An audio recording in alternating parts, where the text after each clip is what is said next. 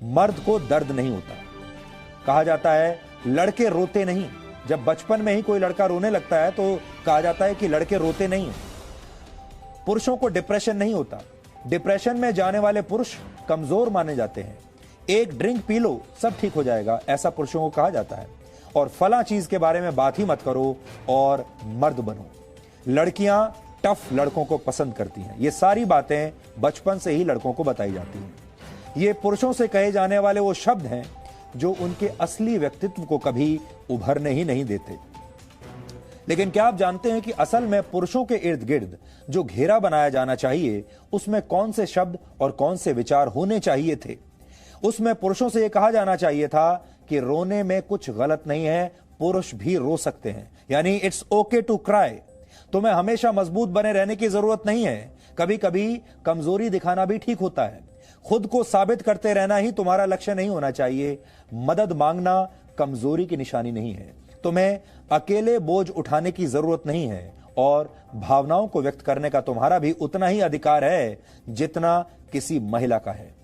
पुरुषों को यह बात समझ में आनी चाहिए और आज जो हम आपसे बातचीत कर रहे हैं देश भर के दुनिया भर के पुरुषों से, उन्हें यही बताने की कोशिश कर रहे हैं इट्स ओके टू क्राई। लेकिन इन बातों को समझने के लिए हमें सबसे पहले उन भूमिकाओं को समझना होगा जिन्हें निभाते निभाते पुरुषों की पूरी जिंदगी निकल जाती है, लेकिन ज्यादातर मौकों पर उन्हें अपने कठिन परिश्रम, अपने संघर्षों के बदले में वो सम्मान कभी नहीं मिलता जिसके वो हकदार होते हैं। वो बहुत सारी कुर्बानियां देते हैं। ऐसा नहीं है कि सिर्फ महिलाएं ही अपने परिवार के लिए कुर्बानी देती हैं, पुरुष भी देते हैं, लेकिन पुरुषों को उसका श्रेय कभी नहीं मिलता क्योंकि दुनिया भर में आत्महत्या करने वालों में 76% पुरुष होते हैं, 76%। बेघर लोगों में पुरुषों की हिस्सेदारी 85% है। दुनिया में कुल जितने लोगों की हत्या होती है उनमें 70% पुरुष होते हैं। पूरी दुनिया में घरेलू हिंसा का शिकार होने वाले पुरुषों का प्रतिशत है 40। पुरुषों को मिलने वाली जेल की सजा की अवधि भी महिलाओं के मुकाबले 64% ज्यादा होती है और काम के दौरान यानी वर्क प्लेस पर होने वाली मृत्यु में पुरुषों की हिस्सेदारी 92% है, 92%। अगर महिला और पुरुष एक ही अपराध करें तो उसके लिए पुरुषों को जेल जाने की संभावना महिलाओं के मुकाबले 3 से 4 गुना ज्यादा होती है। इन सब समस्याओं के बावजूद पुरुषों के इर्द गिर्द एक ऐसा झूठ का घेरा बना दिया जाता है जिसमें उन्हें जीवन भर रहना पड़ता है। पुरुष का सफर एक छोटे बच्चे के रूप में शुरू होता है और कई बार यहीं से उसे कठोर और संवेदनहीन बनाने की प्रक्रिया शुरू हो जाती है। पुरुषों को बचपन से यह सिखाया जाता है कि लड़के रोते नहीं। आंसू न बहाने की यह सीख एक पुरुष के साथ जीवन भर चलती है और अपना दर्द छिपाने की यही आदत कई बार तनाव और डिप्रेशन में भी बदल जाती है। हॉलैंड में हुए एक रिसर्च के मुताबिक एक महिला एक वर्ष में 30 से 64 बार रोती है, जबकि एक पुरुष सिर्फ 6 से 17 बार आंसू बहाता है। न्यूरोसाइंस के मुताबिक आंसू शरीर से विषाक्त पदार्थ बाहर निकालने का काम करते हैं। यानी जो आंसू जहर को शरीर से बाहर निकालते हैं उन्हें पुरुषों के लिए बचपन से ही प्रतिबंधित कर दिया जाता है। उन्हें बता दिया जाता है कि आपको रोना नहीं है और अगर कोई पुरुष या कोई लड़का रोया तो उसे कमजोर मान लिया जाएगा और कोई पुरुष कमजोर तो हो ही नहीं सकता। और ये भावनात्मक जहर धीरे धीरे एक पुरुष के पूरे व्यक्तित्व को कई बार नकारात्मक बना देता है। आपने भी कई बार अपने आसपास ऐसे पुरुषों को देखा होगा और आप सोचते होंगे कि ये बहुत नेगेटिव आदमी है, लेकिन शायद आपने उसकी जीवन यात्रा को ठीक से समझा नहीं। इसके बाद जब कोई पुरुष युवा अवस्था में आता है तो अक्सर उसकी तुलना दूसरों से की जाती है। ये तो बचपन से ही शुरू हो जाता है जब लड़कों की तुलना दूसरे लड़कों से की जाती है। दूसरों की तरक्की के आधार पर उसका मानसिक, शारीरिक, शैक्षणिक और आर्थिक आकलन हर पल हर दिन होता है। Indian journal of community medicine के मुताबिक 21 से 49 वर्ष के 53% पुरुषों के साथ सिर्फ इसलिए हिंसा होती है क्योंकि वो पुरुष हैं। लेकिन एक पुरुष का संघर्ष यहीं समाप्त नहीं होता। शादी हो जाने के बाद यानी विवाह के बाद भी उसे घर की अर्थव्यवस्था खुद संभालनी होती है और उसे प्राइमरी मेंबर माना जाता है और पूरे परिवार का पालन पोषण करने की जिम्मेदारी उसी के कंधों पर होती है। इस बीच नौकरी चले जाने का डर भी पुरुषों को लगातार सताता रहता है। भारतीय समाज में भी पैसा कमाने की जिम्मेदारी ज्यादातर पुरुषों को ही दे दी जाती है, चाहे वो चाहें या ना चाहें, चाहे इसे स्वीकार करें या ना करें। नेशनल क्राइम रिकॉर्ड्स ब्यूरो के मुताबिक आत्महत्या करने वाले 60% पुरुष बेरोजगारी और पैसे की कमी की वजह से आत्महत्या करते हैं। इसके बाद जब कोई पुरुष वृद्ध अवस्था में प्रवेश करता है तो भी उसे तमाम परेशानियों का सामना करना पड़ता है। भारत में करीब 1,80,00,000 बुजुर्ग बेघर हैं और इनमें पुरुषों की संख्या सबसे ज्यादा है। बहुत सारे वृद्ध पुरुषों को उनकी अपनी संतान ही घर से बाहर निकाल देती है, यानी जिन बच्चों को एक पिता एक पेड़ की तरह अपने छांव में बड़ा करता है, एक बड़े वृक्ष की तरह, वो बच्चे ही एक दिन उसे ठोकर मार देते हैं। इसका मतलब यह है कि बचपन से लेकर बुढ़ापे तक पुरुष परेशानियों और संघर्ष का ही सामना करते रहते हैं। लेकिन फिर भी हम बार बार कहते हैं मर्द को दर्द नहीं होता, जबकि सच यह है कि एक मर्द को दर्द भी होता है, उसे दुख भी होता है, लेकिन वो अपने दुखों का प्रदर्शन कर नहीं पाता क्योंकि समाज का दबाव उसके ऊपर लगातार बढ़ता रहता है। इतना दबाव होता है कि वो कभी भी अपने दुख का प्रदर्शन, अपने आंसुओं को दूसरों को दिखा नहीं पाता। और जो मर्द ऐसा करते हैं उन्हें हमारा समाज कमजोर मान लेता है। इसलिए अगली बार जब कोई पुरुष आपके सामने अपने दुख का इजहार करे तो यह मत कहिए कि लड़के रोते नहीं, बल्कि ये कहिए कि अगर आप इंसान हैं तो कभी कभी खुलकर रो लेना चाहिए और इसमें किसी को कोई शर्म नहीं आनी चाहिए। अगर आपके आसपास कोई ऐसा पुरुष है तो आपको भी उसे पूरा भावनात्मक सपोर्ट देना चाहिए। एक पुरुष हर स्थिति में अपने परिवार को सभी सुख सुविधाएं उपलब्ध कराता है और कई बार नहीं भी करा पाता तो उसकी मंशा ये होती है कि उसका परिवार हमेशा सुखी रहे, फिर चाहे इसके लिए उसकी तारीफ हो या ना हो, उसे सम्मान मिले या ना मिले, उसे प्यार मिले या ना मिले। और कोई परिवार ये माने या ना माने कि आज वो जो भी सुख सुविधाएं भोग रहा है वो उस पुरुष की वजह से है। पुरुषों पर सख्त और संवेदनहीन होने का अक्सर आरोप लगता है, लेकिन पुरुष युवा अवस्था से लेकर बुढ़ापे तक जिन पड़ावों से होकर गुजरते हैं उन्हें अगर आप ठीक से समझ जाएंगे तो आप पुरुषों को भी सही तरीके से आज से समझना शुरू कर देंगे, क्योंकि पुरुष होना आसान काम नहीं है।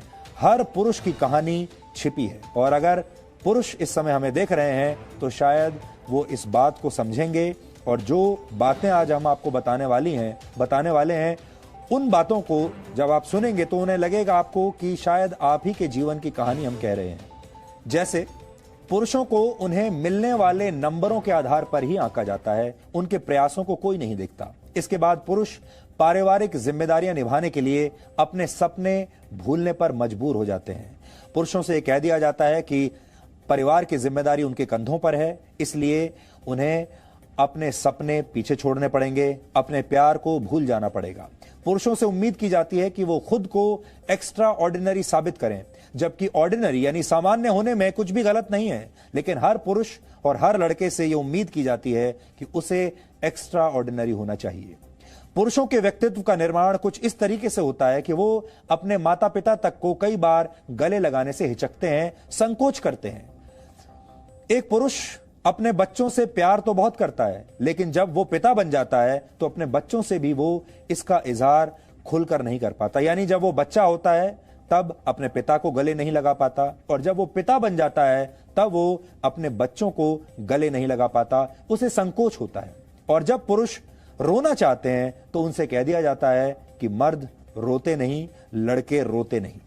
लेकिन सच यह है कि बहुत सारे पुरुष दिल खोलकर आज भी इस समय भी रोना चाहते हैं, और जब वो ऐसा नहीं कर पाते तो वो अक्सर मानसिक परेशानियों का शिकार होते चले जाते हैं। भारत में करीब 15% पुरुषों को कोई ना कोई मानसिक समस्या है, और ये मानसिक समस्याएं कई बार आत्महत्या की वजह भी बन जाती हैं। और कई बार बहुत सारे ऐसे पुरुष हैं जो आत्महत्या तो नहीं करते, लेकिन वो जिंदा भी नहीं होते। लेकिन कुल मिलाकर पुरुषों की समस्याओं को सिर्फ आंकड़ों की शक्ल में देखना भी ठीक नहीं है। हमारे लिए बहुत आसान है, हम आपको आज बहुत सारे आंकड़े दिखा सकते हैं, दिखा भी देंगे, लेकिन आंकड़ों से भावनाएं समझ में नहीं आती। आंकड़े आपको समस्या के बारे में तो बताते हैं, लेकिन वो कई बार आपको इसकी वजह और इसका समाधान नहीं बताते। उदाहरण के लिए, जब सुशांत सिंह राजपूत जैसे अभिनेता की मौत होती है तो उस पर तमाम बातें तो होती हैं, न्यूज चैनल्स पर डिबेट भी होते हैं, हंगामा मचता है और उनकी मौत को एक राष्ट्रीय मुद्दा भी बना दिया जाता है। लेकिन कोई भी इसके पीछे की असली वजह जानने की कोशिश नहीं करता और कोई भी इस पर बिल्कुल बात नहीं करता कि कहीं सच में वाकई सुशांत डिप्रेशन में तो नहीं चले गए थे, क्या वो डिप्रेशन का शिकार तो नहीं थे, कहीं सच में उन्हें किसी चीज की कमी तो नहीं खल रही थी, क्या वो अपने जीवन से दुखी थे, उनके दुख का असली कारण क्या था। जिस लड़के के पास सब कुछ था, वो सब कुछ जिसका बाकी के लोग सिर्फ सपना देख सकते हैं, जो लड़का सफल था, उसने भला मौत का रास्ता क्यों चुना। सुशांत सिंह की बात करना इसलिए जरूरी है क्योंकि उनकी मौत कैसे हुई ये अभी तक साफ नहीं हो पाया है और देश आज भी इंतजार कर रहा है ये जानने के लिए कि सुशांत सिंह को क्या हुआ था। क्या सुशांत सिंह की हत्या हुई थी या सुशांत सिंह दुखी थे, उन्हें हत्या की गई, उन्हें मार दिया गया, या फिर वो डिप्रेशन में थे, उन्हें किसी बात का दुख था। सुशांत की मौत का मुद्दा टीआरपी का विषय नहीं है और यह मुद्दा अब भी मरा नहीं है। लेकिन फिर भी सुशांत सिंह राजपूत पर अब सब लोग शायद इसलिए शांत हो गए हैं क्योंकि हम पुरुषों के संदर्भ में वास्तविकता को शायद देखना ही नहीं चाहते। सुशांत सिंह राजपूत अक्सर एक काले रंग की टी शर्ट पहना करते थे जिस पर लिखा होता था श्रोडिंगर्स स्माइली। इस टी शर्ट पर श्रोडिंगर शब्द के साथ साथ एक स्माइली बना हुआ था और वो स्माइली इस तरह से बना था कि स्माइली जो खुश भी है और दुखी भी है, यानी ये स्माइली ऐसा था जो खुश भी है, दुखी भी है। ये स्माइली एक साथ हैप्पी भी है और सैड भी है। सुशांत सिंह राजपूत बहुत पढ़े लिखे थे और उन्हें विज्ञान में बहुत रुचि थी और वो अक्सर ऐसी चीजों के बारे में पढ़ते लिखते थे जिनके बारे में बहुत सारे लोगों को शायद पता भी नहीं होता। और श्रोडिंगर स्माइली भी एक ऐसा ही कॉन्सेप्ट है। एर्विन श्रोडिंगर ऑस्ट्रिया के एक क्वांटम फिजिसिस्ट थे। उन्होंने एक काल्पनिक प्रयोग किया था, यानी इस प्रयोग की सिर्फ कल्पना की गई थी और इसे हकीकत में अंजाम नहीं दिया गया था। इस काल्पनिक प्रयोग में एक बक्से में एक बिल्ली को बंद किया जाता है और उस बक्से में एक रेडियो एक्टिव बॉम्ब लगा दिया जाता है जो कुछ समय बाद फट जाएगा और इस बिल्ली की मौत हो जाएगी। अब क्वांटम फिजिक्स के मुताबिक सभी वास्तविकताएं उसे देखने वाले पर निर्भर करती हैं, इसलिए जब तक कोई उस बक्से को खोलकर देख नहीं लेता तब तक आप मान सकते हैं कि बॉम्ब फट गया या आप यह भी मान सकते हैं कि बॉम्ब नहीं फटा। आप मान सकते हैं कि बिल्ली मर चुकी है और आप ये भी मान सकते हैं कि ये बिल्ली जिंदा है, यानी सारी संभावनाएं उस बक्से में एक साथ बंद हैं और जैसे ही कोई उस बक्से को खोलकर देखेगा उनमें से एक संभावना सच हो जाएगी, यानी उस बक्से को खोलने के बाद ही बिल्ली की किस्मत का फैसला होगा। इसे श्रोडिंगर्स कैट एक्सपेरिमेंट कहा जाता है और इसी एक्सपेरिमेंट के आधार पर किसी ने श्रोडिंगर स्माइली नाम से एक टी शर्ट बनाई और इसी टी शर्ट को सुशांत सिंह राजपूत कई बार पहने हुए दिखाई देते थे। आज हम फिर से ये कहना चाहेंगे कि सुशांत की मौत की जो जांच है वो अभी तक पूरी नहीं हुई है। देश आज भी इंतजार कर रहा है ये जानने के लिए कि सुशांत को क्या हुआ था और कोई एजेंसी सीबीआई जैसी एक ना एक दिन, भगवान करे वो दिन जल्दी आए, एक ना एक दिन ये जरूर स्पष्ट करे कि सुशांत सिंह राजपूत को हुआ क्या था। क्या उनकी हत्या की गई थी, क्या उन्होंने आत्महत्या कर ली थी, उन्हें किसी बात का दुख था, कोई ऐसा व्यक्ति था उनके जीवन में जो उन्हें लगातार परेशान कर रहा था, या फिर किसी ने उनकी हत्या की है। लेकिन जो भी है वो सीबीआई बताएगी। लेकिन इस देश के लोग आज भी बेसब्री से इंतजार कर रहे हैं कि सुशांत को क्या हुआ था। और आज सुशांत के बारे में जो हम आपको बता रहे हैं, सुशांत इस तरह की जो टी शर्ट पहनते थे, इसी तरह ज्यादातर पुरुष भी मनोवैज्ञानिक रूप से एक बक्से में बंद हैं जहां वो शायद खुश भी हैं और शायद दुखी भी हैं। ये स्थिति हर पुरुष की होगी, वो शायद खुश भी है और शायद दुखी भी है। जब आप उससे पूछेंगे तो कभी कहेगा कि वो खुश है, लेकिन कभी कभी ये भी कहेगा कि वो बहुत दुखी है। सच्चाई क्या है आपको इसका पता तभी चलेगा जब आपका कोई अपना उस बक्से को खोलकर देखेगा। इसलिए अगर आपके आसपास कोई ऐसा पुरुष अकेलेपन के बक्से में बंद है तो यह आपका कर्तव्य है कि आप उस बक्से को खोलें और उस पुरुष की स्थिति क्या है इसे समझने की कोशिश जरूर करें। कहा जाता है हर पुरुष के अंदर एक नारी के भी गुण होते हैं। इसलिए हमारे पुराणों में ईश्वर के अर्ध नारीश्वर रूप की भी पूजा की जाती है। एक आदर्श पुरुष वो होता है जिसके अंदर दया और करुणा की भावना होती है। हमारा समाज पुरुषों के आंसुओं को उनकी कमजोरी मान लेता है, लेकिन ऐसी सोच गलत है और इस सोच को हमें यहीं पर रोक देना चाहिए। एक पुरुष के विचारों में भावुकता होना कहीं से भी गलत नहीं है, उसके स्वभाव में कठोरता या दृढ़ता होना भी गलत नहीं है, लेकिन एक आदर्श पुरुष के अंदर महिलाओं के प्रति सम्मान का भाव जरूर होना चाहिए। इस बात का हमेशा ध्यान रखिए।